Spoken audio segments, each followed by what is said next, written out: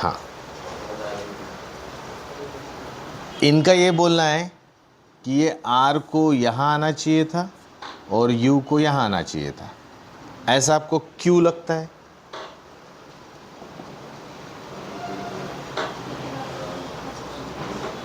बोलो ना।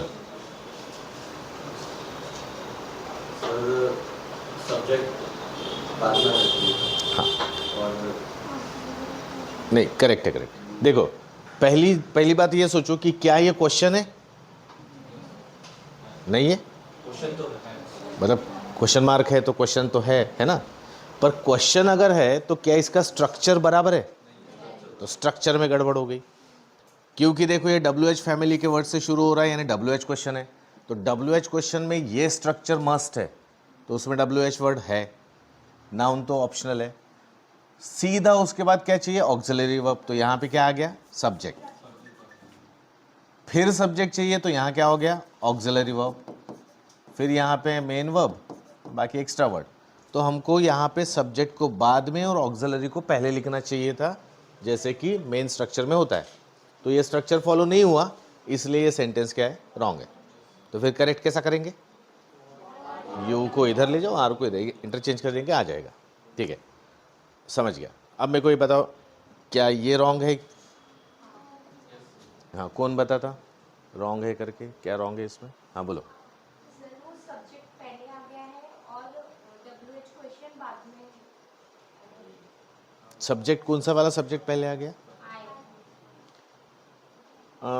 देखो, इसमें कैसा है कि ये आई नो ये एक पार्ट है और what are you doing here ये दूसरा पार्ट है। ठीक है, तो आप यहाँ के सब्जेक्ट इधर में कैलकुलेशन में मत लाओ, इसको अलग ही समझो।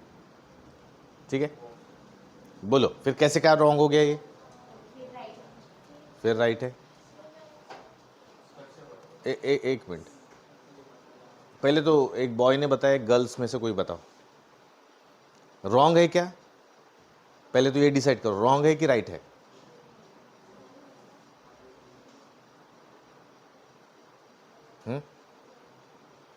यस, बॉयज बोलो आप, रॉन्ग है कि राइट है? रॉन्ग है। कैसा रॉन्ग है बताओ?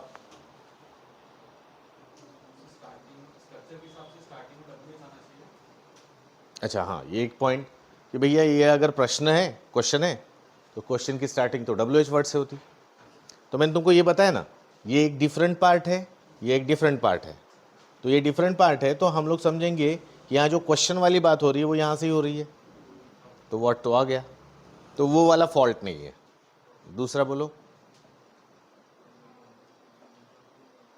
तो देखो, पहली बात बोलूँ मैं? हाँ, पहले ये सोचो कि क्या ये क्वेश्चन है? क्वेश्चन है क्या? देखो, मैंने क्या, शिशिर ना, शिरीष, शिरीष, शिरीष को मैं दो टाइप से पूछता हूं, बताओ कि कौन सा वाला क्वेश्चन है, कौन सा नहीं है। तुम्हारा नाम क्या है, क्या ये क्वेश्चन है? क्वेश्चन है ना। अब दूसरा देखो, मुझे पता है तुम्हारा नाम क्या है, ये क्वेश्चन है क्या? ये थोड़ी ना क्वेश्चन है, ये तो एक स्टेटमेंट है ना। मैंने तुमको पूछा तुम्हारा नाम क्या है, आंसर दोगे। लेकिन मैंने अगर तुमको पूछा, बोला कि मुझे पता है तुम्हारा नाम क्या है, तो इस पर कोई आंसर ही नहीं बनता, क्योंकि ये स्टेटमेंट है। अब यही बात यहाँ पे, मुझे पता है कि तुम यहाँ क्या कर रहे हो, तो ये क्वेश्चन ही नहीं है, इज इट? तो अगर ये क्वेश्चन नहीं है तो क्वेश्चन मार्क क्यों? ये पहला एरर। ठीक है, दूसरी बात, अगर ये क्वेश्चन नहीं है तो क्वेश्चन वाला स्ट्रक्चर भी नहीं चाहिए। ये क्वेश्चन नहीं है, ये स्टेटमेंट है, तो स्टेटमेंट वाला स्ट्रक्चर चाहिए। स्टेटमेंट मतलब असर्टिव सेंटेंस। असर्टिव सेंटेंस में कैसा होता है? हमेशा सब्जेक्ट पहले होता है, ऑक्सिलरी कहाँ होती है? बाद में। यहाँ पे अपन ने डिसाइड कर लिया कि ये क्वेश्चन नहीं है, तो फिर ये जो ऑक्सिलरी वर्ब है और ये जो सब्जेक्ट है, तो अगर ये स्टेटमेंट है तो सब्जेक्ट पहले चाहिए और ऑक्सिलरी बाद में, तो बस इनको हमको इंटरचेंज करना पड़ेगा और फिर जाके ये स्टेटमेंट करेक्ट होगा। कैसा होगा? I know what you are doing here. ठीक है ना। तो क्वेश्चन में ऑक्सिलरी पहले आती है और मेन वर्ब सब्जेक्ट बाद में आता है। लेकिन असर्टिव सेंटेंस में, स्टेटमेंट्स में क्या होता है, सब्जेक्ट पहले आता है और ऑक्सिलरी बाद में आती है। समझा क्या? हाँ कि ना? गुड। अब लिखो।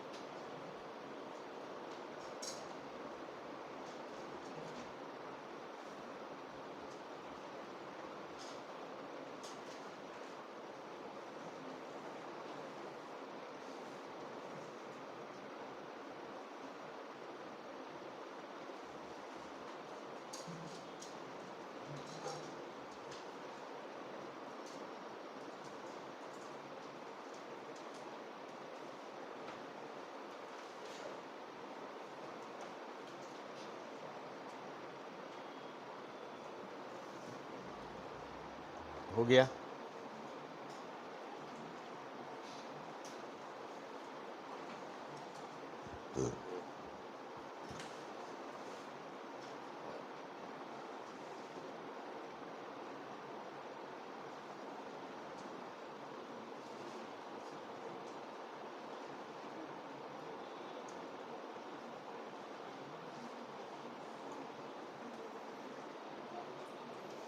हो गया?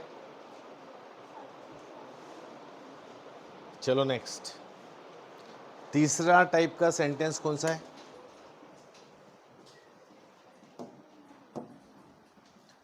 थर्ड टाइप का सेंटेंस है imperative sentence.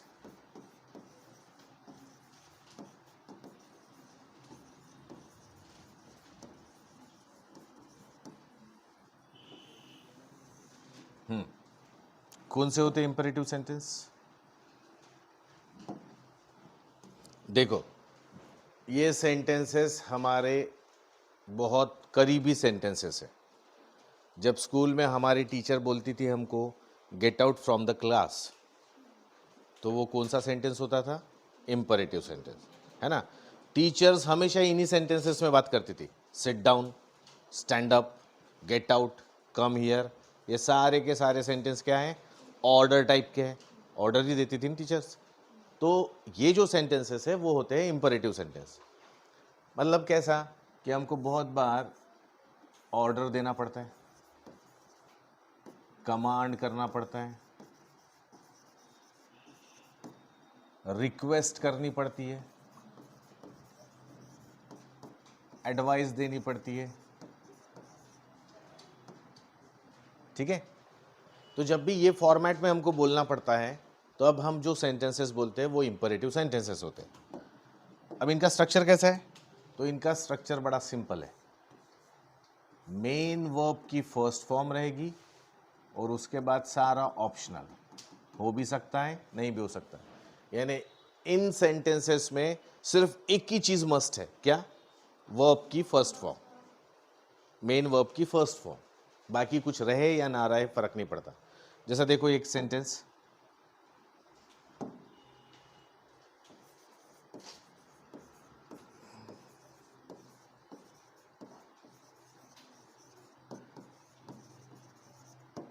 Come here right now, अब भी के अब भी यहां आओ। थोड़ा सा ऑर्डर जैसा लग रहा ना, मैंने किसी को बोला अब भी के अब भी यहां आओ, ऑर्डर जैसा लग रहा। ठीक है, लग तो रहा है, फिर भी टेक्निकली चेक करेंगे तो टेक्निकली हमको दिखता इस सेंटेंस की शुरुआत कम से हो रही है। क्या कम वर्ब की फर्स्ट फॉर्म होती है ना? अपन ने पढ़े हैं कम, केम, कम, कमिंग, कम्स, टू कम, तो उसमें कम फर्स्ट आता है ना। तो ये सेंटेंस वर्ब के फर्स्ट फॉर्म से शुरू हो रहा और इसमें क्या है, कुछ ना कुछ एक्स्ट्रा वर्ड्स है, तो फिर ये वाला इंपरेटिव हो गया। चलो, दुनिया का सबसे छोटा सेंटेंस कौन सा है? गो। क्या ये सेंटेंस है क्या? है? नहीं है।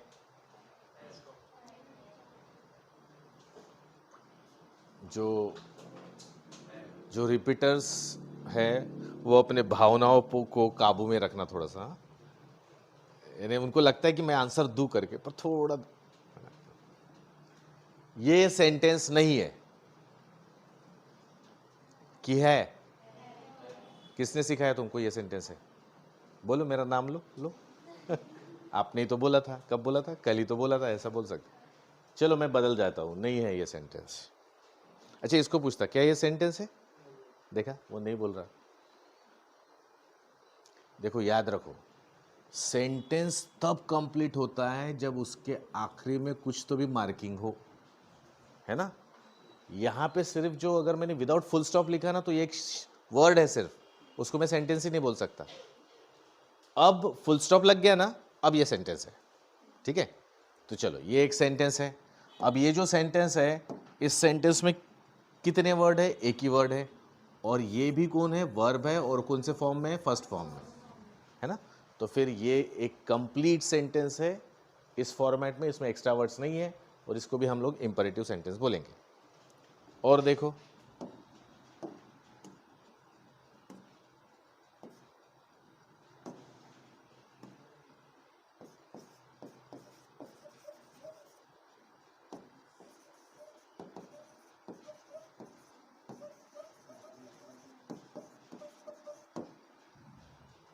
ये देखो, अब ये सेंटेंस में देखो, ये इंपरेटिव फॉर्मेट में ही लिखा है।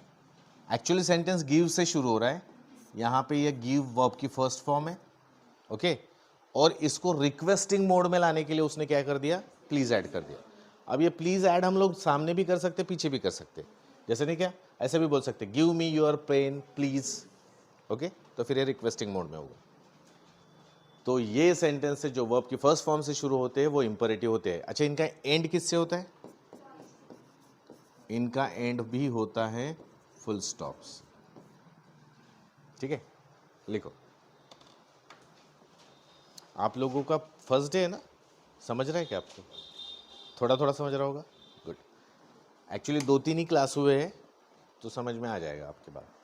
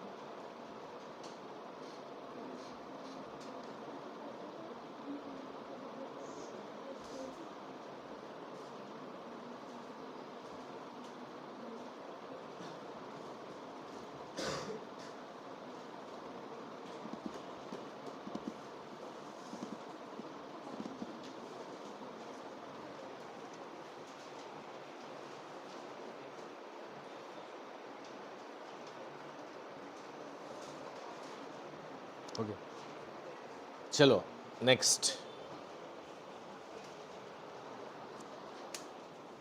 इसके बाद कौन सा सेंटेंस आएगा? वो आता है फोर्थ में एक्सक्लामेटरी सेंटेंस।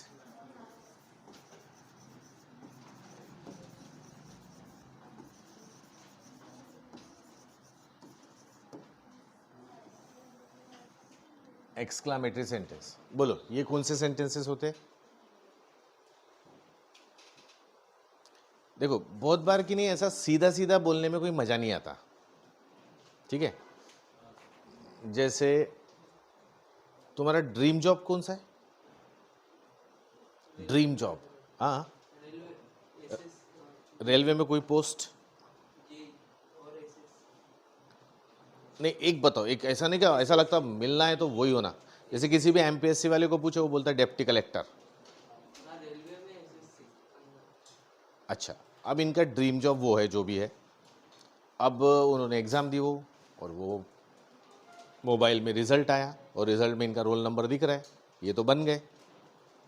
अब इनकी मम्मी या पापा बाजू बैठे हैं, ये अपने मम्मी पापा को कैसे बताएंगे? वो न्यूज़ कैसे बताएंगे? मम्मी मैं पास हो गया, मैं अब रेलवे में, मेरा ड्रीम जॉब मुझे मिल गया, ऐसा? ये ऐसे थके हुए तरीके से बताओगे क्या? तुम तो उछलते उछलते बताओगे, एक्साइटमेंट में बताओगे, क्या बोल रहे हो खुद का खुद नहीं समझ में आएगा, होगा ना ऐसा?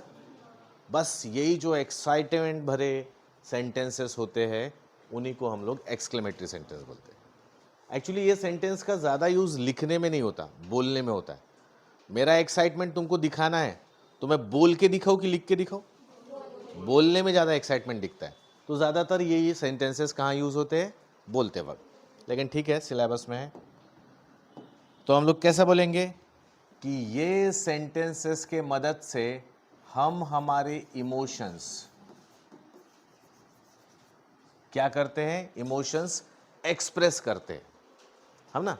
इमोशंस, अब इमोशन कुछ भी हो सकता है, कभी कभी डर का भी इमोशन हो सकता है, अचानक से भूत दिख गया, होता है ना? आंसर नहीं है, इन्हें विश्वास है क्या? अगर कोई डरावनी चीज़ आ गई तो हम लोग कुछ रिएक्ट करेंगे ना, ठीक है ना? वो सारे इमोशंस ही हमारे, ये इमोशंस आते हैं, लेकिन याद रखो ये कैसे आते हैं? सडनली आते हैं। सडनली मतलब एकाएक, माइंड को प्रिपेयर करके ये सेंटेंस नहीं बनते। जैसे अभी मैं जो कुछ भी बोल रहा हूँ ना, सारे सेंटेंसेस माइंड में बन रहे हैं और फिर वो डिलीवर हो रहे हैं माउथ के द्वारा। लेकिन अगर मान लो ये पंखा ऐसा गिरने ही वाला है, नहीं टेंशन मत लेना, ये गिरने ही वाला है, तो मैं इसको ऐसा बोलूँगा क्या? पंखा नीचे गिर रहा है, बाजू हो जाओ, ऐसा थोड़ी बोलूँगा। मैं तो कुछ ऐसा भयंकर चिल्लाऊंगा, है ना? तो ऐसा कुछ तो भी करूँगा। तो वो सारी चीज़ें कैसी होती है? सडनली होती है। तो अगर हमको सडनली हमारे इमोशंस एक्सप्रेस करने हैं तो हम लोग क्या करते हैं? एक्सक्लेमेटरी सेंटेंस का यूज़ करते हैं। स्ट्रक्चर कैसा है इसका? तो इसका स्ट्रक्चर भी सिंपल है। इनकी स्टार्टिंग किससे होती है? व्हाट या हाउ से होती है। व्हाट या हाउ से होती है। उसके बाद कुछ वर्ड्स आते हैं और फिर हम लोग एक एक्सक्लेमेशन मार्क देते हैं। लेकिन याद रखो ये व्हाट और हाउ WH फैमिली के वर्ड है। यहाँ पे ये यूज़ होंगे तो वो प्रश्न पूछने के लिए नहीं होंगे, वो एक्सक्लेमेशन दिखाने के लिए यूज़ किए जाएंगे, ठीक है? अब चलो ये एक सेंटेंस लिखता हूँ।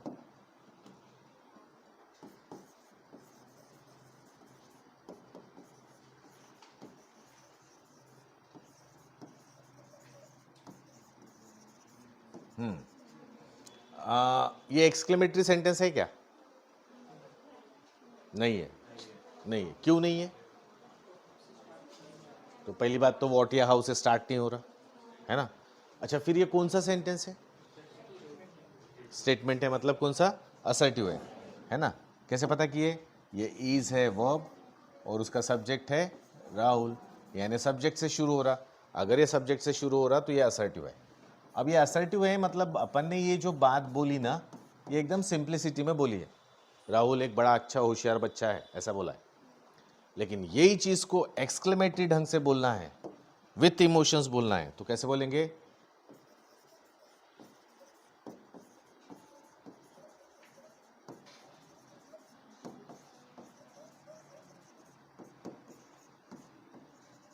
ऐसा बोलेंगे, what a clever boy Rahul is.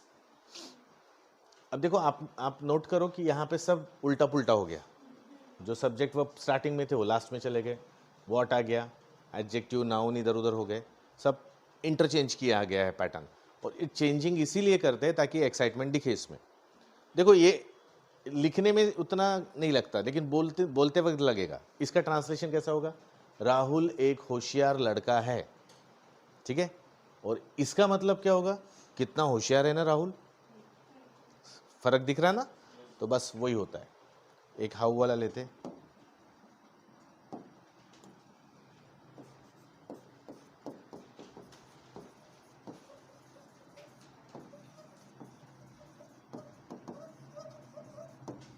ये असर्टिव है, इसका एक्सक्लामेटरी होगा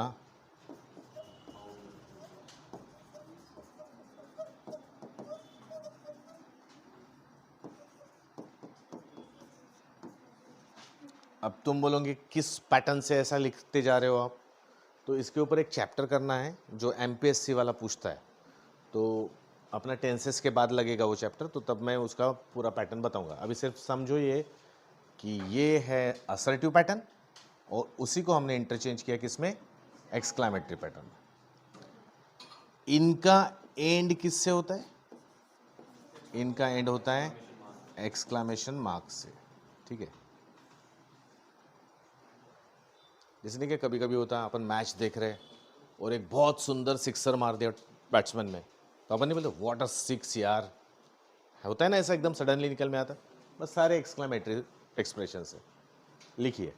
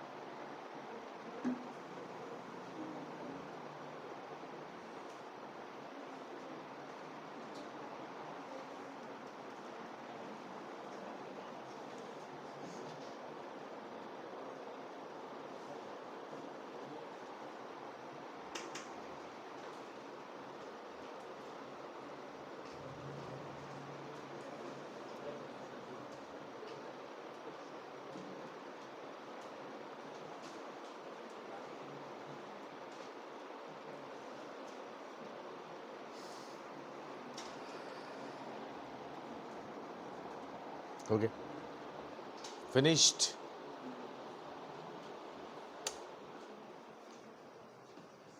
और इसी कैटेगरी का एक लास्ट सेंटेंस बोलो, फिफ्थ कौन सा है?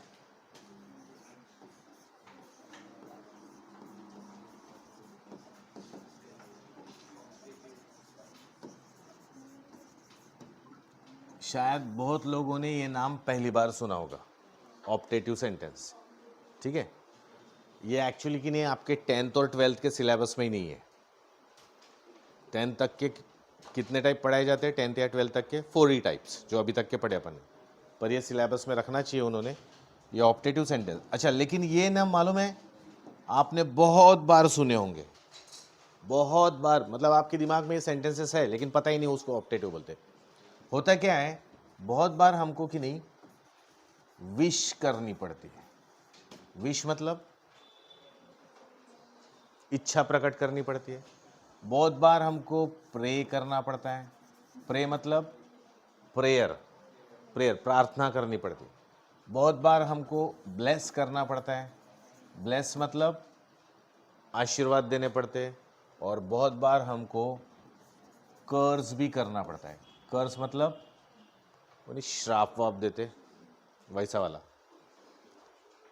ये भी इनडायरेक्टली कुछ फीलिंग्स ही है, बट ये स्पेशल फीलिंग्स है। ये जो आपने टीवी पे माइथोलॉजिकल सीरियल्स देखे, उसमें जो ये सेंटेंसेस है वो बोले जाते हैं मैक्सिमम। कैसे? कोई बुजुर्ग के सामने कोई छोटा आ गया, उसके पैर वैर छुआ तो क्या बोलेगा वो? यशस्वी भव, फिर सौभाग्यवती भव, ऐसे सुने होंगे ना। सारे के सारे ऑप्टेटिव सेंटेंस है हिंदी वाले, लेकिन हमको पढ़ना है इंग्लिश में। देखो ये वाले, देखो ये सेंटेंस तुमने सुना होगा,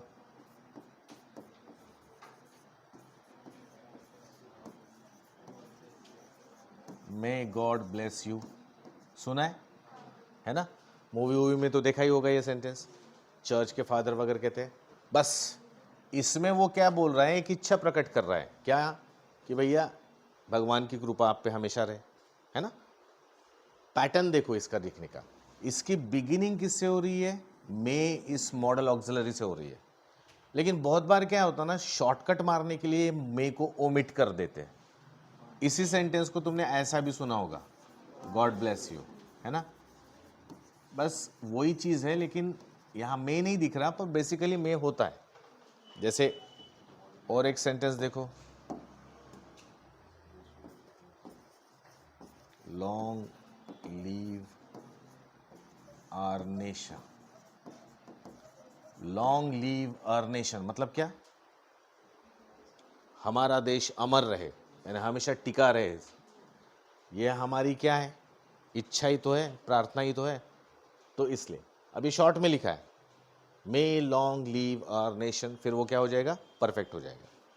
और देखो तुमने बहुत बार बहुतों को बोला होगा, क्या बोला होगा? ये गो टू हेल बोलते हैं ना। गो टू हेल मतलब नरक में जाए, है ना? तो ये क्या हो गया? एक ये तो एक श्राप हो गया, कर्स हो गया। इसको ऐसा लिख सकते हैं, may you go to hell. Okay, देखो इसका खासा उपयोग नहीं है, बट क्या है कि कुछ एग्जाम्स में, मतलब एसएससी और एमपीएससी ने इनके ऊपर ना डायरेक्ट इनडायरेक्ट स्पीच में कुछ क्वेश्चंस दिए हैं पिछले कुछ एग्जाम्स में। तो उसके वजह से ये वाले सेंटेंसेस पढ़ने पड़ते हैं। अदरवाइज अगर उन्होंने दिए नहीं होते ना, तो शायद मैंने ये पढ़ाया भी नहीं होता। पर वो आ चुके हैं तो फिर आपको मालूम होना ना। तो फिर नरेशन जब पढ़ेंगे ना, तब एक बार और विजिट करेंगे उसमें, और फिर इसका इनडायरेक्ट कैसा बनाते हो वहाँ पे बताऊंगा। चलो, इनका एंड किससे होता है? वही एक्सक्लामेशन मार्क से। ठीक है, लिखिए।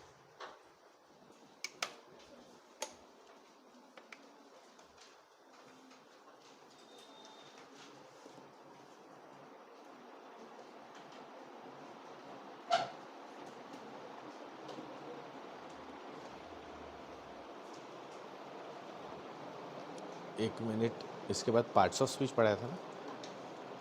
पलटाओ पलटाओ।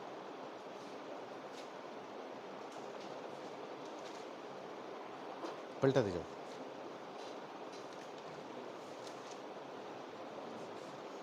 सीधा टेंसेस पीछे पलटो बरा, अरे वो और पीछे जाओ जाओ जाओ जाओ जाओ।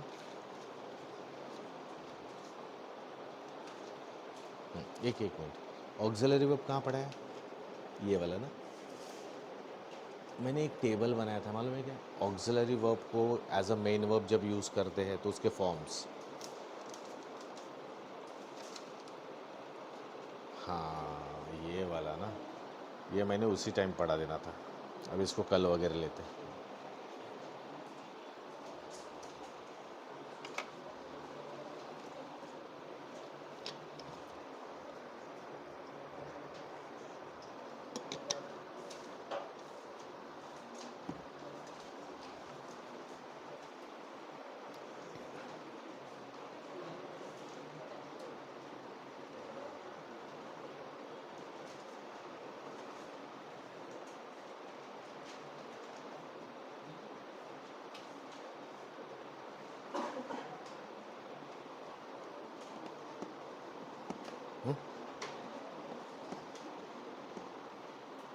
फिनिश्ड। तो यहाँ पे अपने सेंटेंसेस के मेन टाइप खत्म हो गए। अच्छा, कुछ ऐसा लग रहा है क्या कि कोई सेंटेंस मैं छोड़ रहा हूँ करके, कोई टाइप ऑफ सेंटेंस छूट रहा है, ऐसा फील हो रहा है? देखो, सिंपल कंपाउंड कॉम्प्लेक्स वो मत बोलो, वो तो पढ़ना ही है, बाद में पढ़ना है। अभी इसी वक्त में मीनिंगफुली जो अपन ने क्लासिफिकेशन किया उसमें कुछ छूट रहा है, ऐसा लग रहा है क्या? नहीं, छूट रहा है, छूट रहा है। और वो क्या छूट रहा है? तो सेंटेंसेस के अभी पढ़ेंगे सब टाइप्स। अभी जो पढ़े थे वो क्या था? Main types.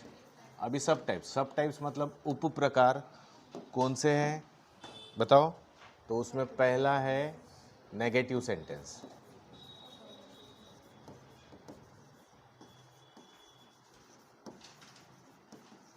Negative sentence.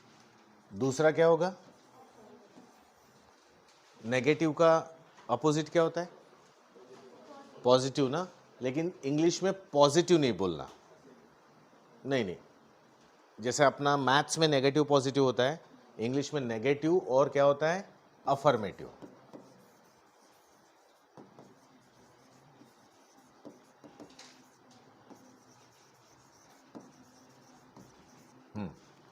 अब डिफाइन कैसे करेंगे? नेगेटिव सेंटेंसेस कौन से सेंटेंसेस होते हैं? नेगेटिव सेंटेंस किसको बोलना? हाँ, जिसमें नेगेशन बताया गया है, नकारात्मकता बताई गई है। कैसे बताएंगे? तो कुछ नेगेटिव वर्ड्स ले लो, है ना, जैसे नो, नॉट, नेवर, नथिंग, ऐसे शब्द अगर हमने ले लिए तो वो क्या हो जाएगा? Negative sentence. तो इसको डिफाइन कैसे करेंगे कि इन सेंटेंस में contains negative words. Negative words होते हैं जिन भी सेंटेंस में, उनको नेगेटिव सेंटेंस बोलो। No, not, never, nothing, nobody, इस टाइप के। तो फिर अफर्मेटिव को कैसे डिफाइन करेंगे? अफर्मेटिव को, एक मिनट, हाँ मेरे को एक बात बताओ, इसको कैसा पढ़ोगे?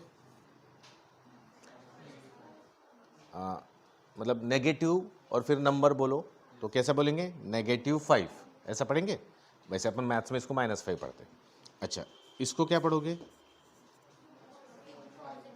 +5 पढ़ोगे। अच्छा, इसको क्या पढ़ोगे? मतलब नेगेटिव पॉजिटिव बोलना हो तो, है ना? तो आप याद रखो कि जहां पे कोई साइन नहीं होता उसको हम ऑटोमेटिकली क्या समझने लग जाते? पॉजिटिव, है ना? तो इसको भी डिफाइन करते वक्त थोड़ा ये चीज़ ध्यान में रखना। तो कैसे डिफाइन करेंगे? इसका डेफिनेशन अलग ही है। कैसा है? कि जिन सेंटेंस में नेगेटिविटी नहीं होती तो फिर उसमें क्या होता है? अफर्मेशन होता है। मतलब नेगेटिव वर्ड नहीं होना मतलब अफर्मेटिव होना। तो कैसा लिखेंगे फिर definition? Does not contain negative words.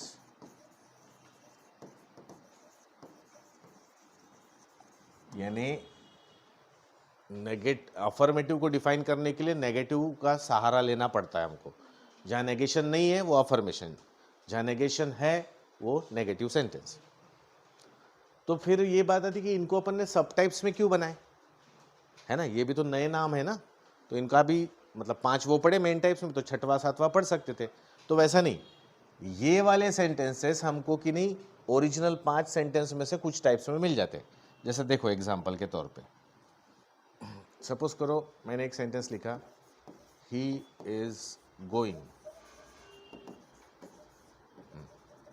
अब मेरे को बताओ, ही इज गोइंग ये सब टाइप्स में कौन सा है, मतलब अफर्मेटिव है कि नेगेटिव है? अफर्मेटिव है, तो फिर ये हो गया अफर्मेटिव। अच्छा, अब मेन टाइप्स में बताओ ये कौन सा है ना, सब्जेक्ट से शुरू हो रहा ना, तो फिर क्या हो जाएगा? असर्टिव। तो इसका पूरा नाम होगा अफर्मेटिव असर्टिव सेंटेंस, ठीक है। लेकिन अगर अपन ने ये सेंटेंस ऐसा लिखा, ही इज नॉट गोइंग, तो फिर इसका पूरा नाम बताओ। ये नेगेटिविटी आ गई इसमें, नेगेटिव, लेकिन शुरू तो सब्जेक्ट से ही हो रहा, तो फिर क्या है?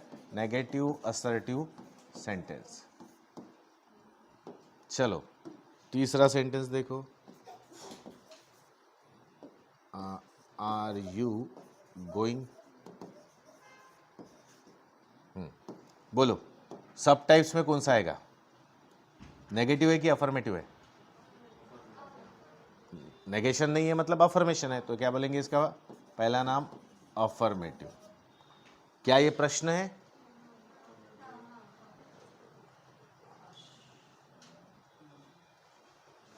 इधर इधर बोलो, रुक जा रुक जा रुक जा, रुक जा।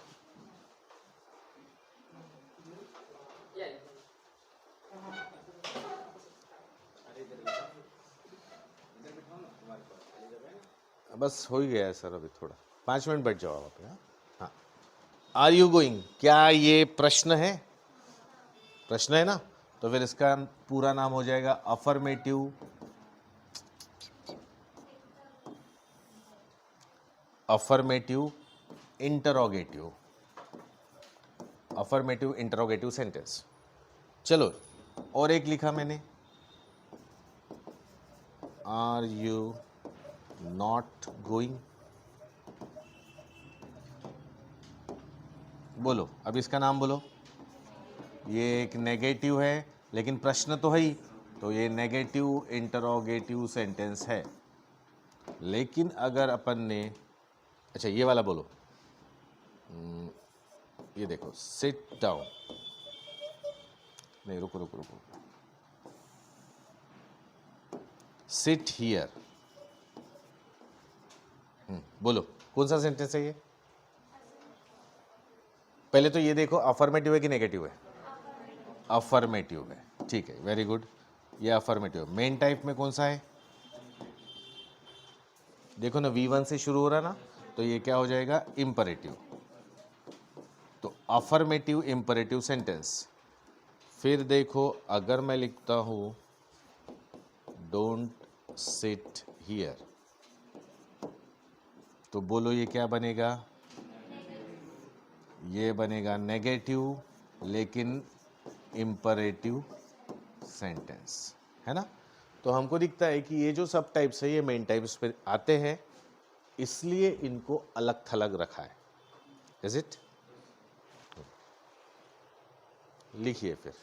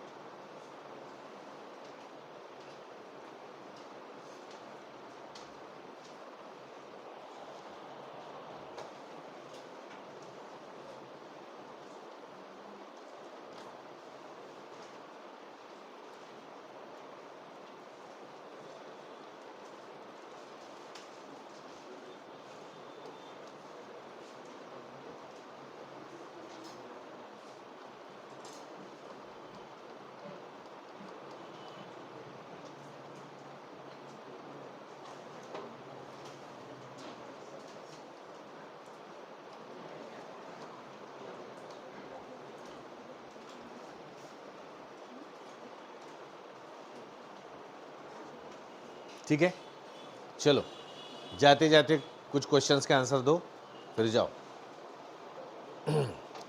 इंपरेटिव सेंटेंस की शुरुआत किससे होती है?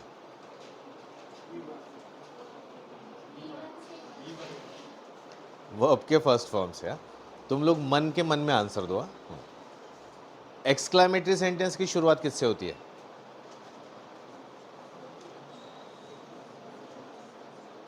देख के मत बताओ। एक्सक्लामेटरी सेंटेंस की शुरुआत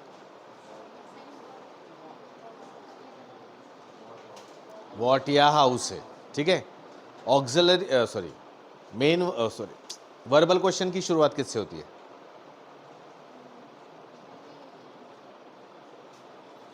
वर्बल क्वेश्चन की शुरुआत ऑक्सिलरी वर्ब से, ठीक है। असर्टिव की शुरुआत किससे होती है? हाँ, मतलब सब्जेक्ट से ही शुरू होता है ना, सब्जेक्ट से। WH क्वेश्चन की शुरुआत किससे होती है? वॉट व्हेन, मतलब सीधा बोलना WH फैमिली से। और ऑप्टेटिव सेंटेंस की शुरुआत ऑप्टेटिव की जनरली मे से होती है शुरुआत, लेकिन बहुत बार मे को हाइड कर दिया जाता है, ठीक है ना। देखो एक बात याद रखना कि आप लोग ना बहुत सारी चीज़ें ना क्लास में ही बाय हार्ट कर लेते जाओ। बहुत बार क्या होता है कि ये मेरे में भी पहले आदत थी स्टूडेंट के रूप में कि मैं ऐसा पेंडिंग में डाल देता था। अभी सर ने जो लिखवा दिया लिख लिया। अब इसमें कि बहुत सारी चीज़ें अपन क्या सोचते हैं, घर में रिवाइज मारेंगे तब कर लेंगे, इतना टाइम नहीं अपने पास। आप यही सोचते जाओ अभी जो पढ़ रहा ना उसमें का कम से कम 50% तो मुझे अब भी के अब भी हो जाना चाहिए, है ना। क्यों पेंडिंग में नहीं डालो ना, अभी सीखो भी और उसको दिमाग में भर भी डालो पूरी तरीके से, तब टिकोगे कंपटीशन में, ठीक है। चलो थैंक यू वेरी मच, बाकी का कल करते हैं।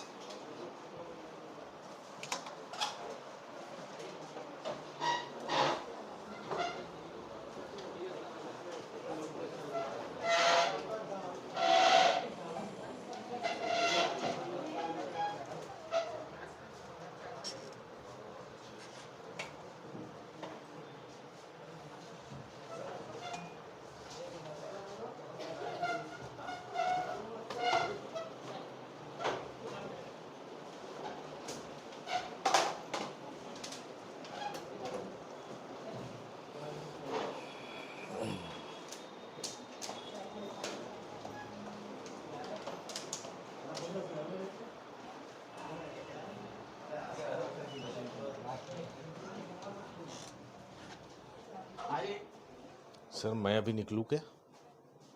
सर हो थोड़ा सा। शर्मा सर ने कुछ फोटोज मांगे थे। अच्छा, साला मस्त फायदा हो गया अपने को, बहुत बच्चे बच्चे दिखते हैं। हाँ, और अपने स्पोर्ट के ऑप्शन है। हाँ। अच्छे आ जाओ बेटा, एक मिनट आ जाओ आ जाओ। किसको करना है? हाँ